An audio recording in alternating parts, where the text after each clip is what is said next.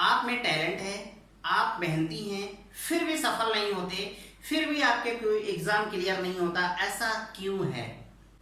आप सोच सोच कर परेशान हैं, फिर भी इसका उत्तर नहीं मिलता है और धीरे धीरे आप डिप्रेशन में चले जाते हैं। और एक टाइम पे ऐसा आता है कि आप कुछ या तो अपनी तैयारी छोड़ देते हैं या तो कुछ ऐसा कदम उठा लेते हैं कि जो आपके माँ बाप को ही नहीं बल्कि आपको सभी जानने वालों को असहनीय पीड़ा से गुजरना पड़ता है। आप समझ रहे हैं कि मैं क्या कहना चाहता हूँ? तो किसी भी चीज़ से आपको हारना नहीं चाहिए। हाँ, ये ज़रूर है, थकान महसूस होती है, निराशा होती है, लेकिन आपको कभी भी ऐसे कदम नहीं उठाना चाहिए कि आपके माँ बाप को दुख हो और उनको बाद में पछतावा हो कि आखिर मैंने क्यों अपने बच्चे को तैयारी करने के लिए भेजा। तो ये सब नहीं होना चाहिए आपके द्वारा। और इन सब समस्याओं को हल करने के लिए मैं आपको छोटी सी उपाय बताने का प्रयास करूंगा इस वीडियो में। तो चलिए देखते हैं। तो इन सब परेशानियों से बचने के लिए क्या किया जा सकता है? तो मैं एक ही बात कहूंगा कि रुक जाइए। मैं एक ही बात कहूंगा कि रुक जाइए, थोड़ा से खुद को समय दीजिए, थोड़ा से खुद को समय दीजिए। ये बहुत ही इंपॉर्टेंट लाइन है, ये बहुत ही इंपॉर्टेंट बात है कि आपको थोड़ा सा समय आपको देना है अपने लिए। इस भागती दौड़ती दुनिया में आप इतना उलझ जाते हैं, इतना परेशान हो जाते हैं कि आप खुद को जान ही नहीं पाते कि आप हैं क्या, आपकी क्षमता क्या है, आपकी योग्यता क्या है।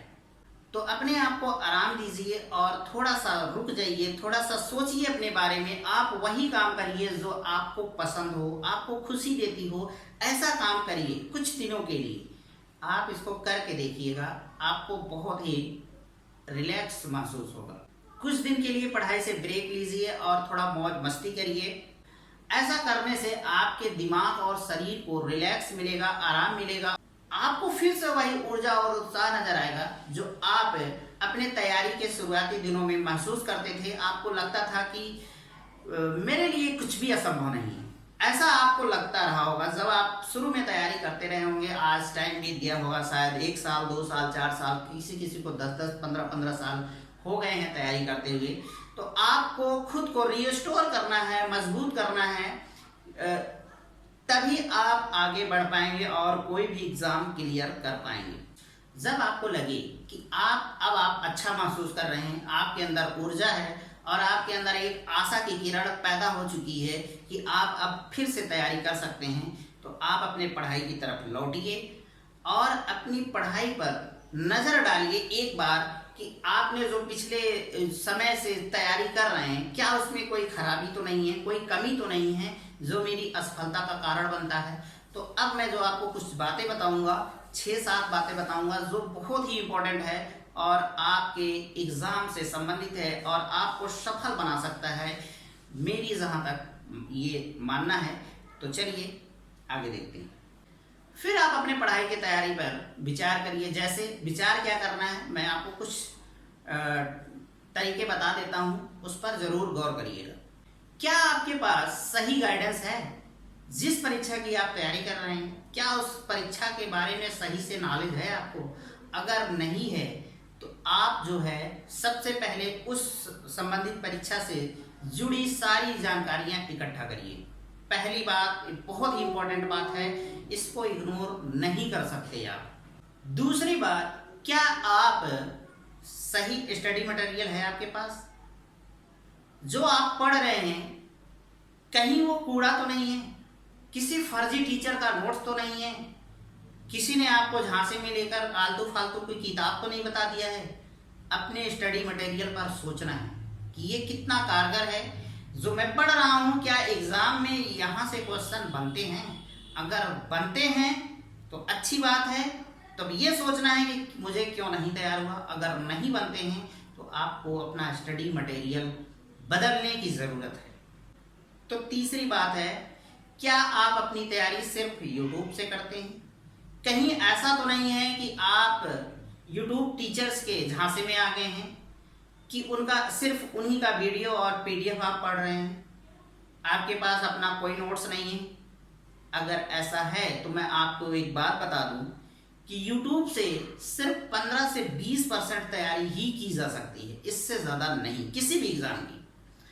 बाकी का 80% 85% आपको अपने किताब से और नोट से ही तैयार करना है। अगर आप ये नहीं कर रहे हैं तो आप और अपने प्रतिस्पर्धियों से पीछे जाने वाले हैं। ये कमी अगर आप कर रहे हैं तो इसको जल्द से जल्द छोड़ दीजिए। चौथी बात, क्या आपके एग्जाम से संबंधित आपका जो सिलेबस है उसका नोट्स आपके पास है? कहीं ऐसा तो नहीं है कि आप बाजारू किताबों के भरोसे हैं, जो मार्केट में गाइड मिलती है वही पढ़ रहे हैं? अगर ऐसा है तो आप इस कमी को जल्द से जल्द बंद करिए। आपको मार्केट से गाइड जरूर लाना है, लेकिन उसको तैयारी के पर्पज से नहीं, प्रैक्टिस के पर्पज से रखिए।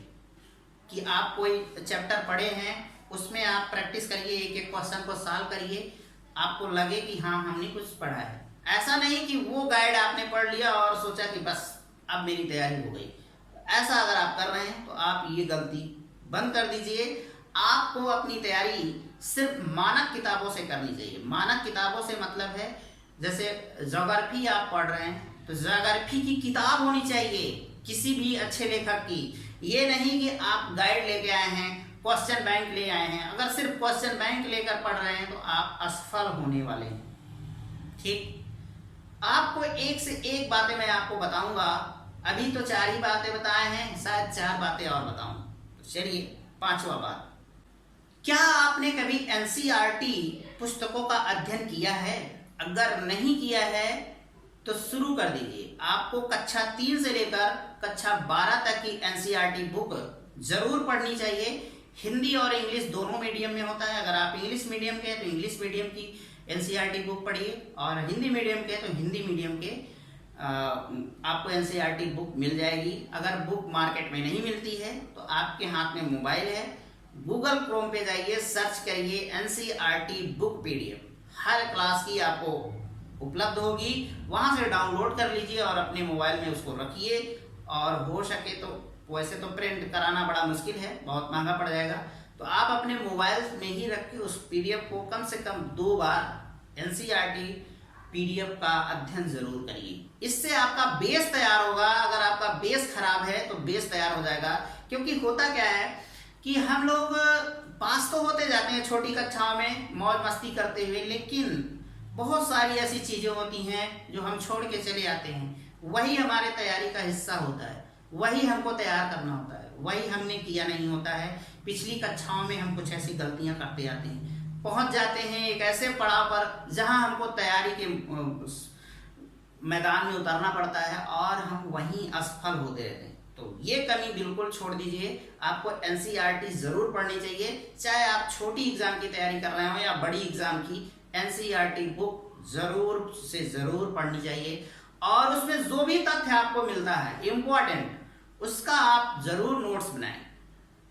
नोट्स अपना खुद का बनाना आदत डाल लीजिए। अगर आप दूसरे के नोट्स से पढ़ रहे हैं तो सफलता थोड़ा मुश्किल है, क्योंकि खुद के लिखा हुआ खुद को याद भी होता है और आप तथ्यों को अच्छे से समझ भी पाते हैं। तो ये थी 5वीं महत्वपूर्ण बात।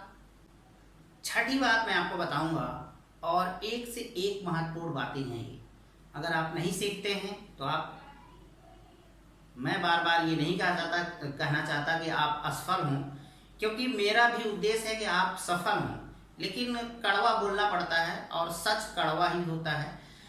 तो 6ठी बात यह है कि आप जिस भी एग्जाम की तैयारी कर रहे हैं, आपको डेली एक मॉडल पेपर, एक प्रैक्टिस सेट जरूर सॉल्व करना चाहिए। उसमें 100 क्वेश्चन हो, 150 क्वेश्चन हो। अपनी आदत बना लीजिए कि अगर एक दिन में पूरे नहीं कर पा रहे हैं तो आप 50 क्वेश्चन तो 100% सॉल्व करिए। कुछ तो आप करिए, डेली आप इतने क्वेश्चन सॉल्व करिए, 50 करिए, 100 करिए, 150 करिए। फिर उसके बाद करना क्या है, ये नहीं कि सॉल्व करके बगल रख दिए, बगल नहीं रखना है। आप उसको सॉल्व करिए। जो क्वेश्चन आते हैं कोई बात नहीं, मान लीजिए आपने 100 क्वेश्चन सॉल्व किए और उसमें से आपने 60 क्वेश्चन जो है सही किया, 40 क्वेश्चन आपको नहीं आते, आपने गलत कर दिया। उन 40 क्वेश्चनों को आपको छोड़ना नहीं है, उन पर काम करना है। कैसे काम करना है, पहले उस क्वेश्चन को अपने एक अलग नोट्स बनाइए, उसमें लिखिए। फिर मान लीजिए कोई भी क्वेश्चन है, मान लीजिए सिंधु घाटी सभ्यता के बारे में आपने पढ़ा और क्वेश्चन वहां से गलत हो गया, तो आपके हाथ में मोबाइल है, उसको गूगल करिए, सिंधु घाटी सभ्यता से जो भी महत्वपूर्ण और चीजें मिलती हैं आपको विकिपीडिया से, उन सबको डाउनलोड करना है, लिखना है। डाउनलोड मतलब लिखना है अपने नोट्स में, ठीक है। इस तरीके से आपको जब आगामी कोई भी क्वेश्चन सिंधु घाटी सभ्यता से आएगा तो वो गलत होने का मात्र 5% चांस होगा, इससे ज्यादा नहीं। आपको और ये नोट्स बनाने के बाद रिवीजन भी करना है, ये ध्यान रखना है। मैंने जितने भी नोट्स बताए हैं आपको डेली रिवीजन करने हैं। अगर डेली नहीं कर पाते हैं तो वीकली जरूर करिए, ठीक है। सातवीं बात ये है कि आपको अपना दिनचर्या बहुत ही नियमित रखना है। नियमित रखने से मतलब है कि आपको सही टाइम पे उठना चाहिए, सही टाइम पर सोना चाहिए, सही टाइम पर खाना खाइए। जो भी आप अपने लिए निर्धारित करें वो टाइम बराबर रखिए। अगर आपने 10 बजे खाना खाने का टाइम बनाया है तो 10 बजे ही खाइए। ये नहीं कि किसी दिन 10 बजे, किसी दिन 8 बजे, किसी दिन 2 बजे, ऐसा मत करिए। अगर आप ऐसा करेंगे तो आपके शरीर पर मेहनत पड़ती है, आप अस्वस्थ हो जाएंगे और अस्वस्थ शरीर और मन आपको तैयारी नहीं करने देगा, आप बीमार रहने लगेंगे। तो स्वस्थ रहना बहुत जरूरी है किसी भी एग्जाम की तैयारी के लिए। अगर आपका शरीर ही स्वस्थ नहीं है तो पढ़ा हुआ चीज़ें भी याद नहीं रहेगा। अच्छा खाना भी खाना चाहिए हो सके जहाँ तक, लेकिन सिर्फ यही नहीं कि आप सिर्फ अच्छा खाना खाइए, ऊपर की सारी बातें भूल जाइए, तो ये भी नहीं करना है। और जीवन में आप 5 मिनट 10 मिनट जरूर निकालिए डेली के लिए। थोड़ा बहुत योगा करिए, ठीक है, अध्यात्म करिए। इससे आपको मानसिक रूप से आराम मिलेगा और आप का जो मानसिक बौद्धिक क्षमता होती है वो भी मजबूत होगी, आपका शरीर मजबूत होगा, आपका पढ़ा हुआ ज्यादा समय तक दिमाग में रुका रहेगा। अगर उपयुक्त बताई गई इन सब बातों में से आप किसके अंदर कोई भी बात ऐसी है जो इन सब तरफ मैंने इंगित किया है कमियों को तरफ, अगर उनमें है वो कमियां तो उसको जरूर दूर कर लीजिए।